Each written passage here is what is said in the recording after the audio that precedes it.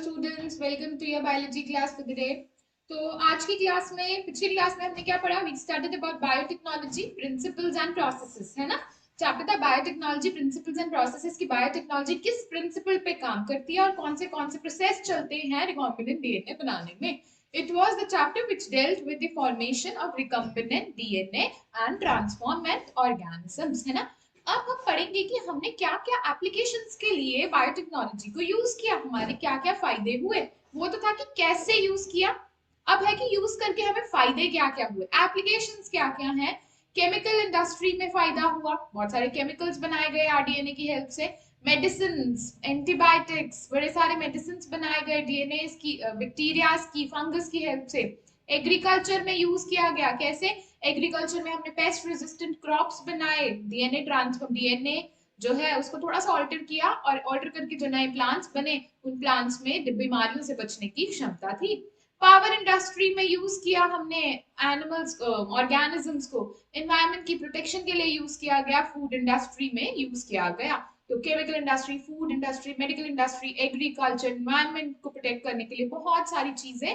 और एक question mark ये बता रहा है आपको कि अभी आने वाले टाइम में बहुत सारी और भी चीजों को किया जाएगा इनकी मदद से. ठीक है, next Introduction. Biotechnology deals with the industrial scale production of biopharmaceuticals. Biotechnology तो इतनी बड़ी ब्रांच नहीं बन गई है साइंस की जिसपे हम 12th में दो चैप्टर्स पढ़ रहे हैं. वो करती क्या है? वो क्या करती है? पहले तो डीएनए को अल्टर करती है ना? फिर हमने बोला था कि ऐसे प्रोडक्ट्स बनाती है, ऐसे प्रोसेसेस बनाती है, ऐसे माइक्रो ऑर्गेनिजम्स बनाती है जो कि हमारे लिए यूजफुल है. अब प्रोडक्ट्स कौन से हैं? बायोटेक्नोलॉजी, देखो पढ़ो. Biotechnology deals with the industrial scale production of biopharmaceuticals. Bio मतलब living organisms को as medicines use किया जाएगा, and biological using genetically modified microbes, fungi, plants and animals. Plants को, फंगस को, माइक्रोब्स को, इन सबको चेंज करेंगे हम. कैसे? इनका डीएनए मॉडिफाई करेंगे और इनकी हेल्प से, मॉडिफाइड ऑर्गेनिजम्स की हेल्प से हम बायोफार्मास्यूटिकल्स बनाएंगे. ठीक है, फिर से वही जो पिछली स्लाइड में यहाँ पे समझाया गया था कि किस किस में बायोटेक्नोलॉजी का यूज किया जाता है. तो it is use in therapeutics, diagnostics, diagnosis मतलब बीमारी का पता लगाने के लिए इसका यूज किया जाता है. मैंने आपको पहले भी कराया आरटीपीसीआर, पीसीआर की हेल्प से कोरोना वायरस का पता लगाया जाता था, है ना? तो बायोटेक्नोलॉजी तो है ये. डायग्नोसिस मतलब बीमारियों का पता लगाया जा रहा है. थेरेप्यूटिक्स यानी कि मेडिसिन बनाई जा रही है, थेरेपीज बनाई जा रही है. जेनेटिकली मॉडिफाइड नए प्लांट्स बनाए गए जो कि एग्रीकल्चर में बेटर यील्ड देते थे. प्रोसेस्ड फूड, खाना बनाने में मदद कर रहे हैं. बायो रेमिडिएशन यानी कि लिविंग ऑर्गेनिजम्स किस तरह से हमें एनवायरमेंटल पोल्यूशन से बचा रहे हैं, वेस्ट ट्रीटमेंट करने में और एनर्जी प्रोडक्शन करने में. तो फिर से वही सारी चीजें यहाँ पे लिख दी गई. रिसर्च एरियाज ऑफ बायोटेक्नोलॉजी, ज्यादातर रिसर्च जो बायोटेक्नोलॉजी में चल रही है वो किस पे बेस्ड है? To supply best catalyst. Catalyst क्या होता है? एंजाइम्स होते हैं या फिर माइक्रोब्स होते हैं. आपको पता है ना, कैटलिस्ट वो चीज होती है जो कि रिएक्शन का रेट फास्ट करती है. तो catalyst is a thing which increase the rate of reaction. तो वो माइक्रोब्स बनाना, वो प्योर एंजाइम्स बनाना जो कि कैटलिस्ट की तरह काम करेंगे. और उन्होंने कैटलिस्ट की तरह काम किया in the form of improved organisms with better characteristics. ऐसे एंजाइम्स बनाने हैं बच्चा, ऐसे माइक्रोब्स बनाने हैं जो कि improved या better characteristics होल्ड करते होंगे. टू क्रिएट ऑप्टिमल कंडीशंस, फिर हमने ऐसी कंडीशंस बनानी है जिसमें हमारा मॉडिफाइड ऑर्गेनिज्म जो है, ठीक है, वो जो है काम भी तो कर सके. हमने ऑर्गेनिज्म बना दिया, ठीक है, हमें पता ही नहीं है वो ऑर्गेनिज्म किस कंडीशन में काम करता है. तो पहली चीज तो आप ऑर्गेनिज्म बनाओ, मॉडिफाइड ऑर्गेनिज्म बनाओ जो कि अच्छा काम करता है. फिर वो कंडीशंस क्रिएट करो जिसमें वो मॉडिफाइड ऑर्गेनिज्म और अच्छी तरह से काम करेगा. तीसरा, जब एंजाइम ने काम कर दिया उसके बाद जो प्रोडक्ट बना उसको प्यूरिफाई कैसे करेंगे, यानी कि डाउनस्ट्रीम प्रोसेसिंग. तो एंजाइम को बनाना कैसे है, उसके काम करने की कंडीशंस कैसे तैयार करनी है, और जब उसने काम करके प्रोडक्ट बनाया उस प्रोडक्ट को प्यूरिफाई कैसे करना है. तो ये देखो, ये प्योर एंजाइम बन गया. ये फंक्शन करने के लिए ऑप्टिमल कंडीशंस आपने रेडी कर दी और प्यूरिफिकेशन कर ली किसकी? प्रोटीन की, बाय डाउनस्ट्रीमिंग. ठीक है, these are the major areas of research of biotechnology. किस किस फील्ड में काम कर रहे हैं ये आपको लिखने हैं, ये सारे फील्ड्स लिख देने हैं आपको. फिर क्या है major areas of biotechnology? Agriculture में, अब एग्रीकल्चर एक एक पढ़ते हैं हम. एग्रीकल्चर में बायोटेक्नोलॉजी का यूज क्यों किया गया? फूड प्रोडक्शन इंक्रीज करने के लिए सबसे पहली बात तो एग्रीकल्चर में हम क्या करें, खाना बना रहे हैं, खाना उगा रहे हैं, क्रॉप्स उगा रहे हैं, है ना। तो जब आप क्रॉप्स को ग्रो करवा रहे हो, क्रॉप्स ग्रो करवा रहे हो जब आप, तो क्या चाहते हो आप, हम चाहते हैं कि इन क्रॉप्स में ना जो खाने का प्रोडक्शन है वो बहुत ज्यादा हो, खाने का प्रोडक्शन बहुत ज्यादा हो, उसके लिए आपको उसका डीएनए मॉडिफाई कराना पड़ा, उसको हाई यील्डिंग बनाना पड़ा, डीएनए में कुछ ऐसे चेंजेस लाने पड़े कि अब बहुत सारा यील्ड वो क्रॉप दे सके। उसके अलावा आप चाह रहे हो भाई इसमें कोई ना कीड़ा ना लगे, तो मतलब कि उस प्लांट को क्या पेस्ट या इंसेक्ट रेजिस्टेंट बनाना पड़ा। तो agrochemical based agriculture, organic culture, genetically engineered crop based agriculture, genetically engineered crops बनाने हैं हमने और उससे हमने फूड प्रोडक्शन क्या करनी है, इंक्रीज करनी है। ठीक है। अच्छा, ग्रीन रेवोल्यूशन हुआ क्या, ग्रीन रेवोल्यूशन क्या थी? ग्रीन रेवोल्यूशन एक बहुत ही बड़ी क्रांति आई थी जिसने क्या किया था, फर्टिलाइजर्स और पेस्टिसाइड्स का यूज करके, केमिकल्स का यूज करके फूड प्रोडक्शन को इंक्रीज किया था। तो क्या लिखा है यहाँ पे, crop production increased by using improved crop varieties, crop varieties को इंप्रूव किया, बेटर क्रॉप मैनेजमेंट, क्रॉप्स का ध्यान रखा, practice and use of agrochemicals जैसे कि फर्टिलाइजर्स और पेस्टिसाइड्स। तो बच्चा ग्रीन रेवोल्यूशन हुआ कि आपकी पॉपुलेशन बहुत बढ़ चुकी थी, उस पॉपुलेशन की अगर नीड्स आपको पूरी करनी थी तो आप चाहते थे कि कम एरिया में ज्यादा खाना उग सके। कम एरिया में जब आप ज्यादा खाना ग्रो कर सकते हो तो उसके लिए क्या किया गया, एक तो सीड्स बेटर क्वालिटी के लगाए गए, मतलब इंप्रूव्ड क्रॉप वेराइटीज, जो क्रॉप है उसकी वेराइटी क्या की गई, इंप्रूव की गई। उसके अलावा फर्टिलाइजर्स और पेस्टिसाइड्स का यूज करवाया गया, है ना। इसकी हेल्प से क्या हुआ, ग्रीन रेवोल्यूशन में स्ट्रैटेजीज वाले चैप्टर में हमने पढ़ा, food supply was tripled, but अभी भी वो इनफ नहीं थी। ऊपर से जो खाद्य हैं, जो कीटनाशक दवाइयां हैं वो बहुत महंगी थी फार्मर्स के लिए। तीसरा, ये जो दवाइयां हैं ये टॉक्सिक भी थी सॉइल के लिए, पोल्यूशन कॉज कर रही थी।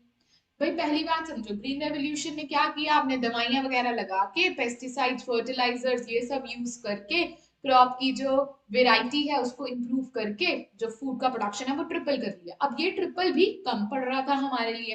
दूसरा, केमिकल्स बड़े महंगे थे। तीसरा, अभी जो पहली वेराइटीज हैं उसके हेल्प से और ज्यादा जो इंक्रीज था यील्ड में वो पॉसिबल नहीं था। तो फिर पिक्चर में आई बायोटेक्नोलॉजी जिसने ग्रीन रेवोल्यूशन में जो हमारे पास ड्रॉबैक्स आ रहे थे उनको दूर किया। बायोटेक्नोलॉजी ने क्या कहा, बायोटेक्नोलॉजी ने कहा कि हम जेनेटिकली मॉडिफाइड क्रॉप्स, मैंने आपको बताया था वो क्रॉप्स जिनको जेनेटिकली मॉडिफाइड किया जाए, उनको मॉडिफाई किया जाए, क्या बोलते हैं, ट्रांसजेनिक क्रॉप्स, बताया था ना, जिनके अंदर जेनेटिक मॉडिफिकेशंस लाई जाएंगी by rDNA technology, recombinant DNA technology की हेल्प से जिन क्रॉप्स को मॉडिफाई किया जाएगा उनको हम ट्रांसजेनिक क्रॉप्स कहते हैं। ठीक है।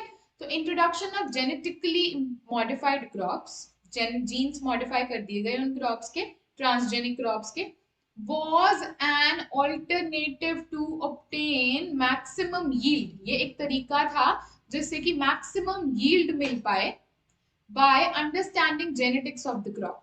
यील्ड इंक्रीज कर दी हमने और हमने क्या, जीन्स मॉडिफाई करके यील्ड जो है वो इंक्रीज कर दी।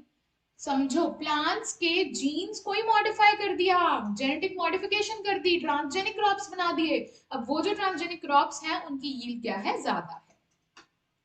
अच्छा, क्या क्या हम मॉडिफिकेशंस ला रहे हैं, जेनेटिकली मॉडिफाई कर रहे हैं ना प्लांट्स को, तो क्या क्या चेंजेस ला रहे हो, एक तो आप न्यूट्रिशनल क्वालिटी इंक्रीज कर रहे हो, जैसे कि विटामिन इनरिच्ड राइस बनाए गए। In vitamin A enriched rice को क्या कहा गया, गोल्डन राइस कहा गया, याद रखना। विटामिन ए से भरपूर राइस बनाए गए, इनको गोल्डन राइस कहा गया क्योंकि इनका कलर हल्का सा येलो आ गया due to the presence of vitamin A. Vitamin A जो है उसके लिए जो जीन है वो है बीटा कैरोटीन, तो चावल में इन्होंने बीटा कैरोटीन का जीन इंसर्ट कर दिया। अब चावल में जब इन्होंने बीटा कैरोटीन का जीन वेक्टर के थ्रू भेज दिया तो उन चावलों में विटामिन ए बनने लग गया। विटामिन ए से भरपूर जो राइस है उनको गोल्डन राइस कहा गया। तो इंप्रूव कर ली न्यूट्रिशन क्वालिटी। नाइट्रोजन फिक्सेशन, जो प्लांट है वो खुद से ही क्या कर ले, नाइट्रोजन फिक्सेशन कर ले। उसके लिए क्या किया होगा इन्होंने, उसके लिए इन्होंने नाइट्रोजिनेज एंजाइम भेजा होगा, क्योंकि नाइट्रोजिनेज एंजाइम जो था वही N2 को NH3 में कन्वर्ट करता था। नाइट्रोजन को अमोनिया में कौन कन्वर्ट करता था, एंजाइम का नाम था नाइट्रोजिनेस, तो नाइट्रोजिनेस एंजाइम को आप फिट कर दो डीएनए को। टॉलरेट एबायोटिक स्ट्रेसेस, उसको इस तरह से मॉडिफाई किया गया कि वो जो एबायोटिक नॉन लिविंग एनवायरनमेंट है, कोल्ड है, गर्मी है, सूखा है, नमक ज्यादा है, हीट है, इस सब से प्लांट बच जाता। रिड्यूस रिलायंस, उनको ऐसा बनाया गया कि उनको केमिकल पेस्टिसाइड्स की, कीटनाशक दवाइयों की जरूरत ना पड़े। प्लांट कह रहा है मेरे अंदर जीन्स ही मॉडिफाई कर दिए गए हैं, अब मेरे मेरे अंदर जो प्रॉपर्टी आ चुकी है वो पेस्ट रेजिस्टेंट प्रॉपर्टी है, मुझे पेस्ट से डर नहीं लगता। रिड्यूस पोस्ट हार्वेस्ट लॉसेस, भाई अगर कीड़ा लगेगा तो कटाई के बाद लॉस, कटाई के बाद जो प्लांट आपको ग्रेन्स मिलेंगे बहुत कम मिलेंगे ना।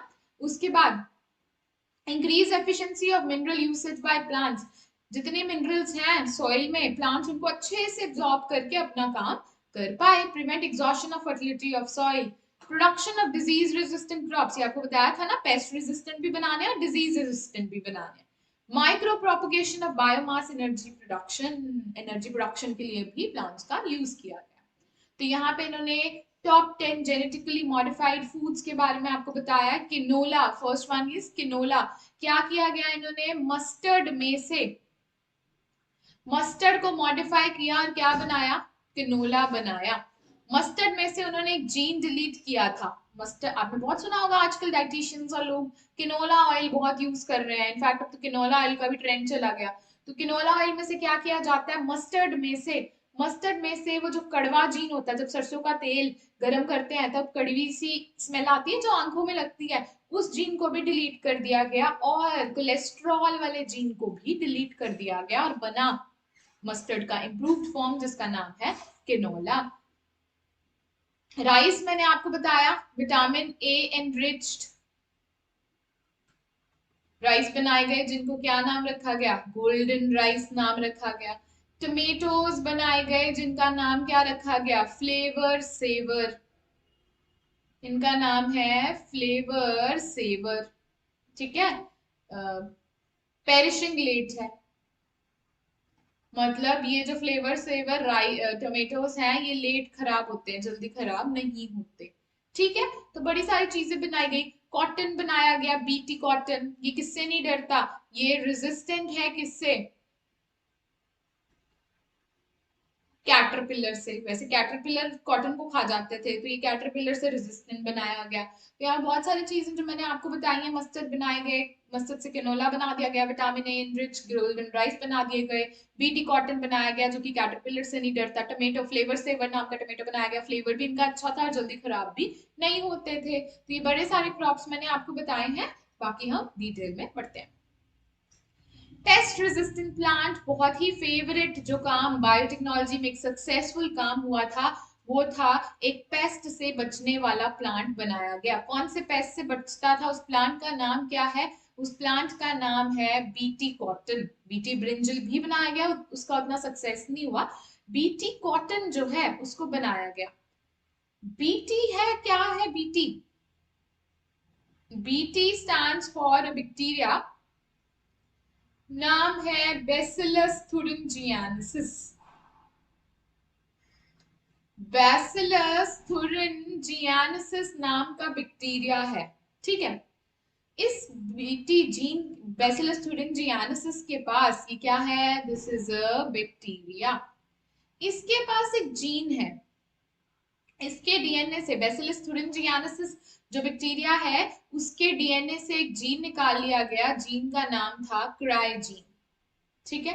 एंड दिस क्राइजीन जिसको हमने बीटी में से बैसिलस थुरिंजियंसिस नाम की बैक्टीरिया में से निकाला, इस जीन को इंसर्ट कर दिया गया किसमें, इंसर्टेड इनटू कॉटन, कॉटन में इंसर्ट कर दिया, कॉटन के प्लांट में ना इसको इंसर्ट कर दिया। और इसको इंसर्ट करने से कॉटन जो है it became resistant to, cotton किससे रेजिस्टेंट हो गया, cotton became resistant to butterfly caterpillar.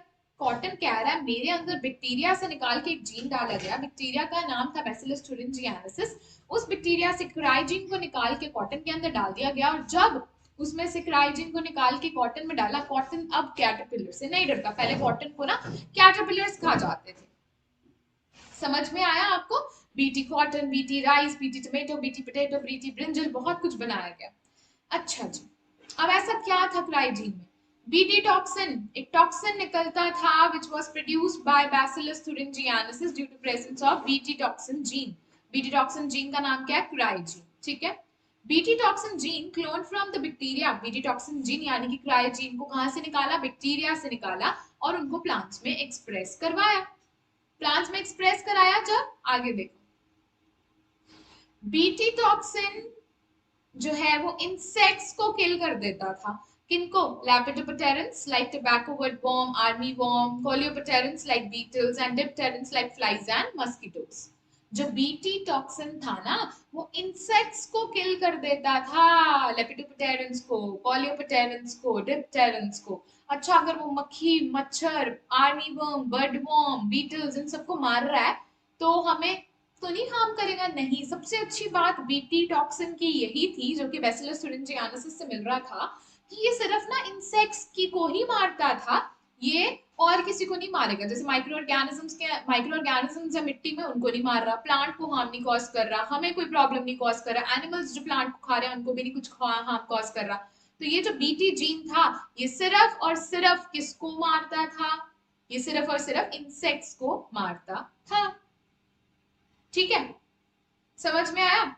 ये जो बीटी टॉक्सिन था ये पहले तो इनएक्टिव फॉर्म में रहता है, इनएक्टिव प्रोटॉक्सिन की फॉर्म में रहता है, और जब इसको खाते हैं, इंजेस्ट करते हैं, जब बटरफ्लाई के कैटरपिलर ने वो प्लांट खाया तो उस कैटरपिलर के अंदर कौन चला गया? BT gene. अब जो इंसेक्ट है उसके अंदर क्या हो जाता है? वो एक्टिव हो जाता है. क्यों? क्योंकि जो एल्कलाइन पीएच है ना गट की, वो उसको एक्टिव कर देती है. तो please remember, alkaline pH of gut of insects, जो फूड पाइप है, इंटेस्टाइन है, एलिमेंट्री कैनाल है किसकी? इंसेक्ट्स की, उसकी पीएच कैसे है बताओ? एल्कलाइन, बेसिक है. वो एल्कलाइन पीएच क्या करती है? इनएक्टिव प्रोटॉक्सिन्स, ऐसे टॉक्सिन जो कि कैसे हैं? इनएक्टिव हैं, उनको क्या बना देती है? एक्टिव बना देती है. अब समझ में आया क्या हो रहा है? एल्कलाइन पीएच जो है, यानी कि जो बेसिक पीएच है, उसने इनएक्टिव टॉक्सिन्स को बचा एक्टिव बना दिया. एक्टिव टॉक्सिन जो है, अब एक्टिव टॉक्सिन गट के अंदर चला गया, वो क्या कर रहा है? वो पोर्स बना रहा है इन गट. तो टॉक्सिन जो है गट में छेद बनाने लग गया. जब छेद बनने लग गए तो उसकी वजह से जो कैटरपिलर है, जो इंसेक्ट है, वो क्या करता है? वो मर जाता है. समझ में आया? एक्टिवेटेड टॉक्सिन, जो एक्टिवेटेड टॉक्सिन है वो सरफेस पे बाइंड करता है गट के एंड क्रिएट पोर्स, इससे स्वेलिंग हो जाती है और इंसेक्ट की डेथ हो जाती है. बीटी टॉक्सिन वाला जीन कौन सा है? It is coded by क्राइजीन, incorporated into crop plant depending on the type of crop. क्राइजीन अलग अलग तरह के है और कौन से क्रॉप में डाल रहे हैं उसके हिसाब से आपको क्राइजीन चूज करना पड़ता है. Cry 1AC, cry 2AB cotton bollworms and cry 1AB for corn borers. Corn borers के लिए क्राई 1AB यूज किया जाता है, कॉटन बॉलवर्म्स के लिए cry 2AB and cry 1AC use किया जाता है.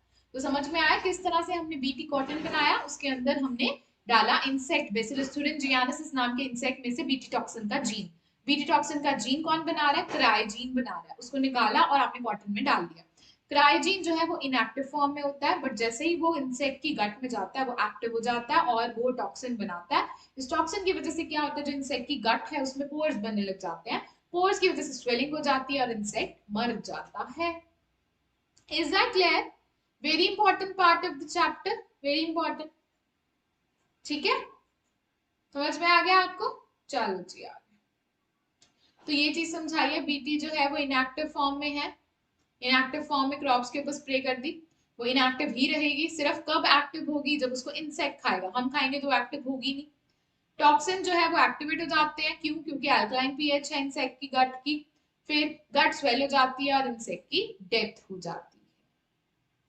क्लैरिटी है? अब बीटी को किस फॉर्म में डाला जाता है? बीटी क्रिस्टल्स के फॉर्म में डाला जाता है. क्रिस्टल्स के फॉर्म में बना लिया हुआ उसको, बैक्टीरिया को क्रिस्टल्स के फॉर्म में हम डाल देते हैं. अच्छा, दूसरा तरीका जो है, पहला तरीका क्या था? सिंपली हमने बीटी टॉक्सिन जीन बनाया, सॉरी बीटी कॉटन बनाया, जो डीएनए है उसको इंसर्ट कर दिया. अब पेस्ट रेजिस्टेंट प्लांट बनाने का दूसरा तरीका है बच्चों, RNA silencing. RNA silencing, which is also known as RNA interference, RNAi यानी कि RNA interference.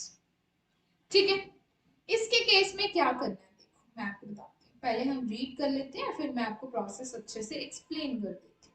देखो जब क्या करना है, हमने RNA silencing या RNA interference के बारे में हमने पढ़ना है. BT toxin is not toxic to all pests or pests become resistant again. BT toxin, अब BT toxin जो है वो सारे इंसेक्ट्स को नहीं मारता है ना. Another approach to develop pest resistant crop against nematode parasite, इसको किसके अगेंस्ट यूज किया? नेमेटोड्स के अगेंस्ट. नेमेटोड का नाम क्या था? मेल्यूडाइन इनकॉग्निटा. मेलियोडिगाइन इनकॉग्निटा नाम का एक नेमेटोड है.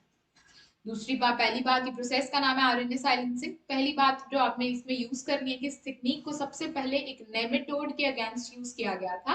और नेमेटोड का नाम क्या था? नेमेटोड का नाम था मेलॉइडिगाइन इनकॉग्निटा. मेलॉइडिगाइन इनकॉग्निटा नाम का जो नेमेटोड है, मेलॉइडिगाइन इनकॉग्निटा नाम का जो नेमेटोड है, उसके अगेंस्ट आरएनए साइलेंसिंग को यूज किया गया. ये क्या करता था? मेलॉइडिगाइन इनकॉग्निटा क्या करता था?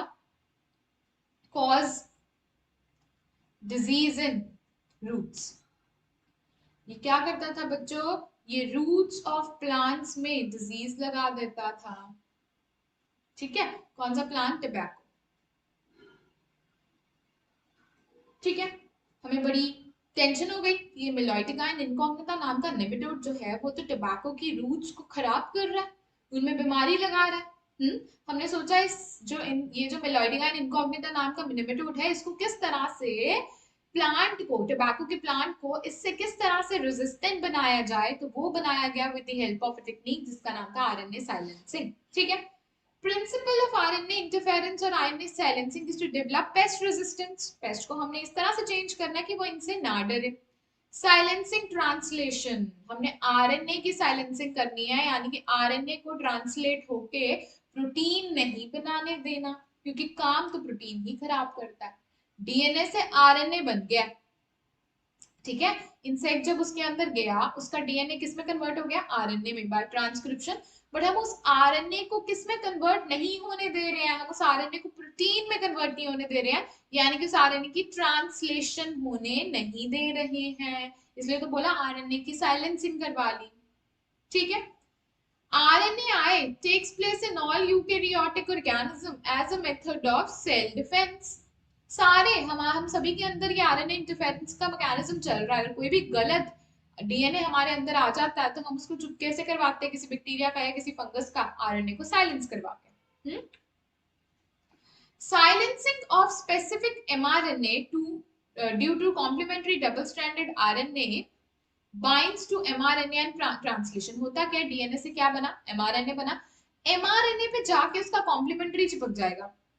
कॉम्प्लीमेंट्री जब mRNA पे चिपक गया तो क्या बन गया? डबल स्ट्रैंडेड mRNA बन गया. mRNA आगे प्रोटीन बनाता तो प्रॉब्लम हो जाती है. हमने प्रोटीन नहीं बनने देना. हमने क्या किया? उस mRNA के साथ एक और सिंगल स्ट्रैंडेड mRNA चिपका दिया, यानी कि mRNA अब डबल स्ट्रैंडेड mRNA बन गया. अब वो प्रोटीन नहीं बना पाएगा. अब ये जो आरएनए है ये कहां से लेना हमने? हम वायरस का आरएनए ले सकते हैं या फिर ट्रांसपोजोन्स ले सकते हैं. ये क्या है? ये जेनेटिक एलिमेंट्स है which replicate via an RNA intermediate. ठीक है, अच्छा जी. वेक्टर यूज, इसमें जो वेक्टर यूज किया गया वो था Agrobacterium, genetically engineered to introduce nematode specific genes. Nematode specific genes जो है वो हमने इंट्रोड्यूस करवा दिए एग्रोबैक्टीरियम ट्यूमिफेशियंस की हेल्प से इनटू द टोबैको प्लांट. ठीक है, नेमेटोड स्पेसिफिक जीन हमने शुरू किया. नेमेटोड स्पेसिफिक जीन्स को हमने होस्ट प्लांट में इंट्रोड्यूस करा दिया. अब प्लांट के अंदर कहीं और से जीन्स आ गए ना, तो प्लांट ट्रांसजेनिक प्लांट बन गया. DNA introduce will produce both sense and antisense RNA in the host. वो होस्ट में जाके क्या बनाएगा? क्या बनाएगा वो? एंटीसेंस और सेंस स्ट्रैंड्स बनाएगा. Since sense and antisense RNA are complementary to each other, double-stranded RNA initiates RNAi. तो सेंस और एंटीसेंस स्ट्रैंड के डीएनए आपने डाल दिए, जीन आपने डाल दिया, उन्होंने सेंस स्ट्रैंड भी बनाया आरएनए का, एंटीसेंस स्ट्रैंड भी बनाया आरएनए का. वो दोनों आपस में जुड़ के डबल स्ट्रैंडेड आरएनए बना रहे हैं. When nematode infest the plant, introduction of nematode genome takes place and presence of double-stranded RNA, silencing specific mRNA of nematode, initiation of RNA. Parasite will not be able to survive with the host which express interfering RNA. Transgenic plant is resistant and protected from the parasite. बात समझ में आई है? आपने क्या किया, आप क्या करते हो बच्चा? देखो ध्यान से देखो, आरएनए इंटरफेरेंस में होता क्या?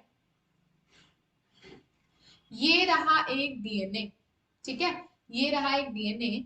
डीएनए जो है वो कह रहा है मैं डीएनए से क्या तो बना दूंगा, एमआरएनए। एमआरएनए कह रहा है मैं बाहर जा रहा हूं प्रोटीन बनाने, बट होता क्या है कि बाहर से आपने पहले ही एक डीएनए इंट्रोड्यूस करवाया हुआ है, सेंस स्ट्रैंड का भी और एंटी सेंस स्ट्रैंड का भी। ये डीएनए भी ट्रांसक्रिप्शन करेगा, सेंस स्ट्रैंड भी बनाएगा और एंटी सेंस स्ट्रैंड भी बनाएगा, ठीक है।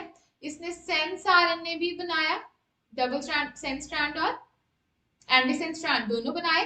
अब जो आरएनए बना वो कैसा बना? Double stranded RNA. और डबल स्ट्रैंडेड आरएनए क्या करवाता है? आरएनए साइलेंसिंग या आरएनए इंटरफेरेंस करवा देता है, किसकी? इस वाले एमआरएनए की, ठीक है। चलो मिलॉइडिगाइन इनकॉग्निटा देखो रूट्स के अंदर जा रहा है, डिजीज कॉज कर रहा है। बायोटेक्नोलॉजी इन मेडिसिन। अब मेडिसिन में बायोटेक्नोलॉजी का क्या रोल है? बहुत सारी मेडिसिन बनाई गई, diagnose and treat different disease with effective recombinant therapeutic drugs. Recombinant DNA technology का यूज करके बड़ी सारी मेडिसिन बनाई जाती हैं डेंजरस डिजीज से बचने की। आपको हेल्प मिल गई डेंजरस डिजीज से बचने की through gene therapy. Gene therapy की हेल्प से new healthy genes can be inserted in to replace damage cells. Let's say हमारे कुछ सेल्स डैमेज हो चुके हैं, उनमें किसी जीन की कमी है, तो बाहर से जीन थेरेपी की हेल्प से आप बाहर से कोई जीन इंट्रोड्यूस करवा दो। Targeted action by drug by thorough study of genomics. Recombinant therapeutics do not induce unwanted immunological responses as in case of similar products isolated from non-human source. होता क्या है कि अगर आप कोई प्रोटीन किसी एनिमल से निकाल के ह्यूमन को दोगे ना, तो ह्यूमन जो है वो इम्यून सिस्टम जो है उस प्रोटीन को रिजेक्ट कर सकता है। वो बोलेगा कि ये तो किसी और एनिमल से निकाल के आपने हमें दे दिया। तो हम क्या करेंगे, ह्यूमन का डीएनए लेके ह्यूमन के डीएनए से ही प्रोटीन बनाने की कोशिश करेंगे, फिर वो रिजेक्ट नहीं होगा। 30 recombinant therapeutics approved for human and 12 of these are marketed in India as well. ठीक है, समझ में आया आपको? आगे जेनेटिकली इंजीनियर इंसुलिन के बारे में पढ़ेंगे हम, जीन थेरेपी के बारे में पढ़ेंगे हम। ये इजी है, molecular diagnosis is also very easy. Principle of PCR हम जैसे पढ़ चुके हैं। ट्रांसजेनिक एनिमल्स कौन से बने, ट्रांसजेनिक एनिमल्स जो हैं उनमें हमें क्या क्या फायदा मिला बनाने से, एथिकल इश्यूज क्या है, और उसके बाद बड़ी सारी जो चीजें मिली, पेटेंटिंग मिली, वो कौन सी है, बायोपायरेसी क्या है, ठीक है। तो आज वाला जो था वो मैंने आपको बेसिक समझाए, कल जो है हम अच्छे से इनकी एप्लीकेशंस पढ़ेंगे। आज हमने एप्लीकेशंस में हमने पढ़ा कि किस तरह से बीटी कॉटन बनाया गया, किस तरह से टोबैको प्लांट बनाया गया जो कि मेलोइडिगाइन नेमेटोड जिसका नाम मेलोइडिगाइन इनकॉग्निटा था उससे बचा। कैसे ये बचा था? आरएनए साइलेंसिंग की हेल्प से। उसके अलावा हमने पढ़ा क्या, क्राइजीन वाला कॉन्सेप्ट बहुत अच्छे से आता है, कौन से प्लांट्स बनाए गए थे और क्या क्या फायदा उठाया गया बायोटेक्नोलॉजी की हेल्प से। ग्रीन रेवोल्यूशन में कौन से लूप होल्स रह गए थे कि हम बायोटेक्नोलॉजी की हेल्प लेनी पड़ गई। So that is it for the day. We'll be meeting tomorrow and studying about insulin, gene therapy, ethical issues and diagnosis. That is it. Thank you so much. Bye bye.